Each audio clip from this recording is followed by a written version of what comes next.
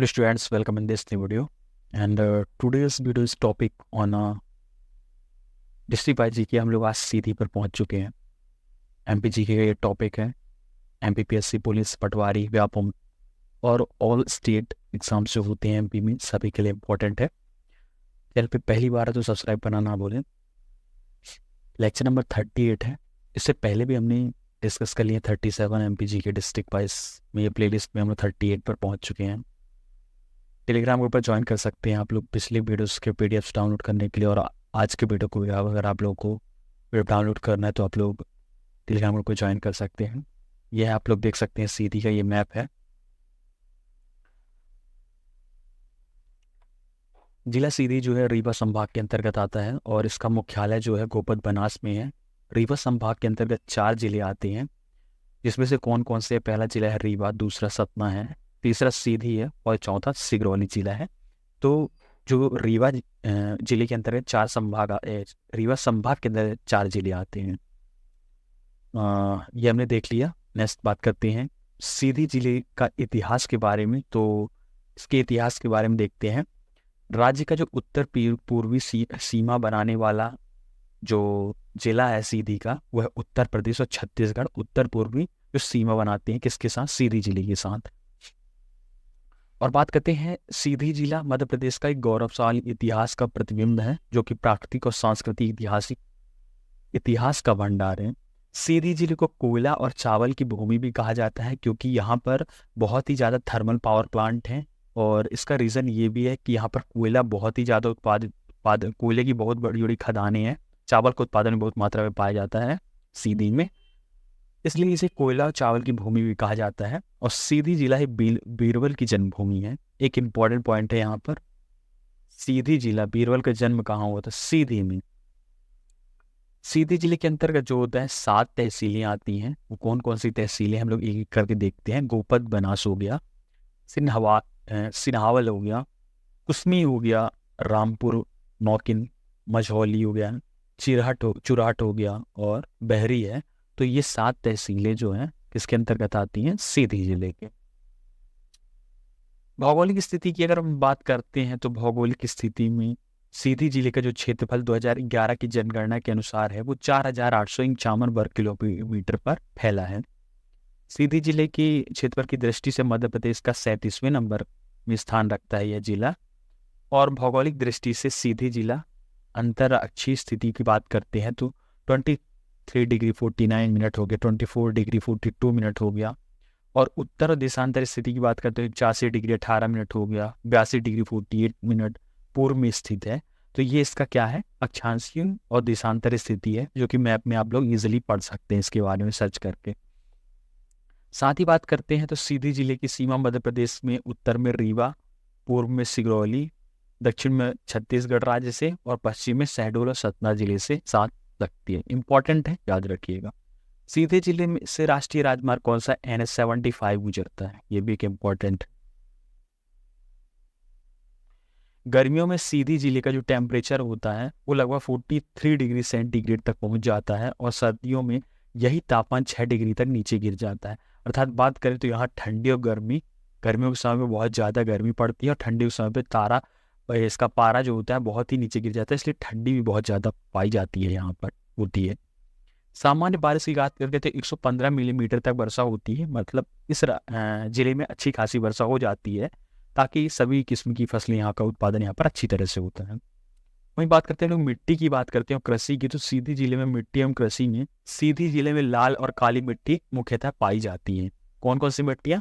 लाल मिट्टी और काली मिट्टी सीधी जिले में प्रमुखता से पाई जाती है।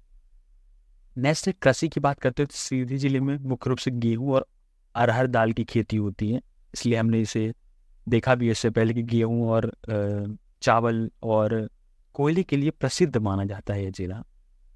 वहीं पशुपालन की बात करते हैं तो पशुपालन और दुग्ध पालन के उत्पादन को बढ़ावा देने के लिए परामर्श के लिए ऑनलाइन योजना भी चलाई जा रही है यहाँ पर। इसके अलावा प्रत्येक वर्ष गोकुल महोत्सव एवं गोपाल पुरस्कार योजना के अंतर्गत प्रतियोगिता का आयोजन किया जाता है इस जिले में। किसके लिए? पशुपालन को बढ़ावा देने के लिए यहाँ पर कौन सा उत्सव होता है? गोकुल महोत्सव एवं गोपाल पुरस्कार यहाँ पर दिया जाता है। सीधी जिले की नदियों की अगर मैं बात करता हूँ तो सीधी जिले में मुख्य रूप से सोन बनास नदियाँ निकलती हैं। और बनास नदी का जो उद्गम है वो नौदिया गांव से हुआ है। इंपॉर्टेंट है कौन कौन सी नदी है, सोन नदी और बनास नदी का उद्गम स्थल है। बनास नदी का उद्गम स्थल सीधी के नौदिया गांव से, सोन का यहाँ पर उद्गम स्थल नहीं है बेसिकली, मतलब ये दोनों नदियां यहाँ से प्रवाहित होती हैं। और बाद में क्या होता है कि ये नौदिया गांव से इसका उद्गम हुआ है और बाद में यह सोन नदी पे जाकर मिल जाती है। विंध्य प्रदेश में सोन नदी पर निर्मित बाण सागर परियोजना इंपॉर्टेंट है ये। विंध्य प्रदेश में ही सोन नदी पर कौन सा बाण सागर परियोजना है, मध्य प्रदेश के सीधी रीवा शहडोल के आसपास के जिलों को लाभान्वित करती है। और इस परियोजना का अंतर्गत लगभग 25 दिसंबर शुभारंभ जो होता है इस योजना का 25 दिसंबर 2006 को किया गया था। और इस परियोजना से लगभग 1.53 लाख हेक्टेयर भूमि सिंचाई की जाती है। सीधी जिले में गुलाब सागर परियोजना महान नहर पर बनाई गई है। इंपॉर्टेंट है, सीधी जिले में गुलाब सागर परियोजना महान नहर नाम है इसका नहर का, पर बनाई गई है।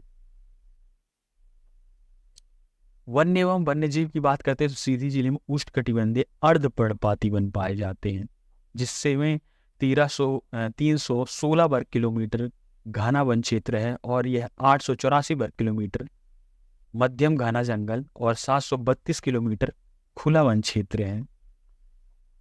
यहाँ पर कौन कौन से जो जीव देखे जाते हैं तो बाघ, चिंकारा, लोमड़ी हो गया, नीलगाय हो गया, हिरन, लंगूर आदि वन्य जीव इस वन्य क्षेत्र पर पाए जाते हैं। वहीं अगर हम बात करते हैं राष्ट्रीय उद्यान और अभ्यारण्य की तो सीधी संजय नेशनल पार्क एक इम्पोर्टेंट महत्वपूर्ण वहाँ का एक नेशनल पार्क है। और इस राष्ट्रीय उद्यान की स्थापना जो की गई थी 1981 में की गई थी और इसका क्षेत्रफल लगभग 466.65 वर्ग किलोमीटर तक फैला है। संजय राष्ट्रीय उद्यान मध्य प्रदेश के सीधी व शहडोल जिले में स्थित है, लेकिन इसका ज्यादातर भाग छत्तीसगढ़ राज्य के बगदरा अभ्यारण्य के अंतर्गत आता है। इंपॉर्टेंट है, ये भी याद रखिए। खनिज संपदा एवं उद्योग की बात करते हैं तो सीधी जिले में बेराइट्स हो गया, चूना पत्थर हो गया। और उद्योग में बात करते हैं तो सीधी जिले में अर्थव्यवस्था कृषि पर ही आधारित है, उद्योगों की बात करते हैं तो। और खनिज कौन कौन से हैं, बेराइट्स और चूना पत्थर। सीधी जिले में जनजाति की बात करते हैं तो लोक नृत्य पनिका जनजाति यहाँ पर मुख्य रूप से पाई जाती है। यह जनजाति मध्य प्रदेश के सीधी शहडोल जिले में निवास करती है और पनिका या पारिका भी इसे कहते हैं जनजाति द्रविड़ प्रजाति से संबंधित है। और इस जनजाति के कुछ लोग निर्गुण कबीर पंथी एवं शक्ति तथा अन्य देवी देवताओं के उपासक शक्ति साकत और पानिका वर्ग में सम्मिलित हैं। बात करते हैं हम लोग सैला लोक नृत्य की तो लोक नृत्य की पैतरी पद संचालन शैली मुख्य विशेष है। लोक नृत्य में कौन सी, पैतरी, जो वीरता और उससे परिपूर्ण नृत्य है। सीधी जिले की बोलियां और मेले नेक्स्ट पॉइंट है हमारा। सीधी जिले में बघेली भाषा बोली जाती है। यह भाषा बघेलखंड के सीधी, सतना, रीवा, शहडोल जिले में बोली जाती है। बघेली बोली जाती है। जितने भी जो उत्तर पूर्वी राज्य हैं वहाँ पर मैक्सिमम जो भी जिले हैं वहाँ, जैसे सतना हो गया, रीवा हो गया, शहडोल हो गया, सीधी हो गया, तो वहाँ पर बघेली ही बोली जाती है। चंडी देवी का मेला भी यहाँ आयोजित होता है। तो सीधी जिले में घोघरा नामक एक जगह है जहाँ पर प्रत्येक वर्ष मार्च और अप्रैल के महीने में चंडी देवी का मेला लगता है। माँ चंडी देवी पार्वती का ही अवतार माना जाता है और घोघरा सीधी जिले का प्रमुख धार्मिक और ऐतिहासिक स्थल है।